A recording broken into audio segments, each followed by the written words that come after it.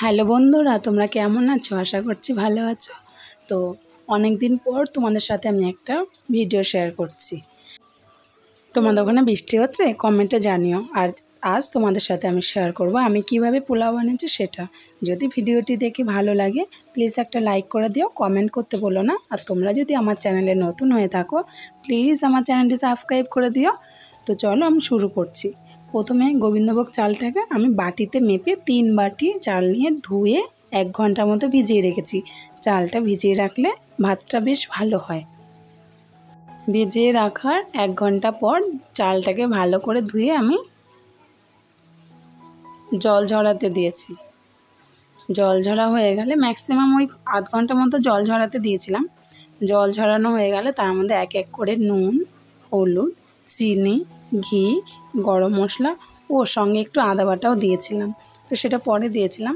তো সেটাও ভালো করে মেখে টেকে আমি ওই 1 ঘন্টা মতো ঢেকে রেখেছি।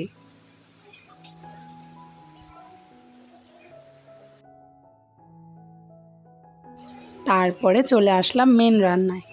আমি হাঁড়ি নিয়েছি, তোমরা চাইলে কড়াইও নিতে পারো। হাঁড়িতে আমার মনে হচ্ছে হাঁড়িতে ভালো হবে, তাই তার মধ্যে আমি সাদা তেল দিয়েছি। তার মধ্যে গোটা গরম মশলা দিয়েছি, তোমরা চাইলে ঘিও দিতে পারো। আমার কাছে সাদা তেল ছিল তাই আমি এটাই দিলাম।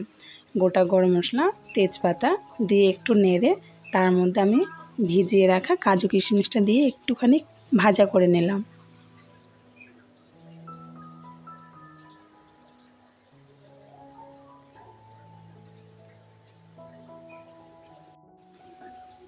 এক ঘন্টা আগে মেখে রাখা চালটা এবার আমি দিয়ে দেব।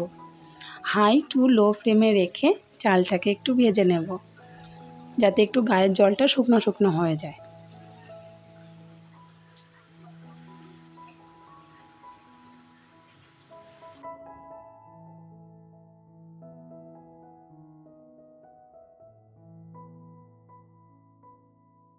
চালটা আমার বেশ ঝুরঝুর করে ভাজা হয়ে গেছে। এবার আমি যেই বাটি মেপে চাল দিয়েছি সেই বাটি মেপে জল দেব।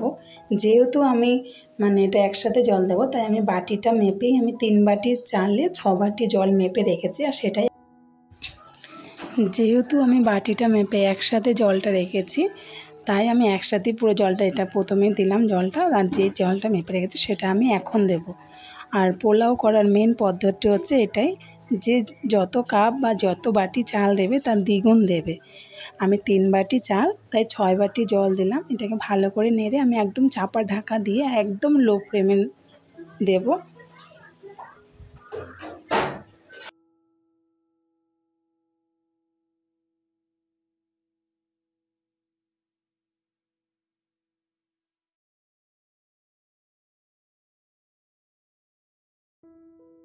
এবার ঢাকনাটা তুলে দেখি কতটা কি হয়েছে।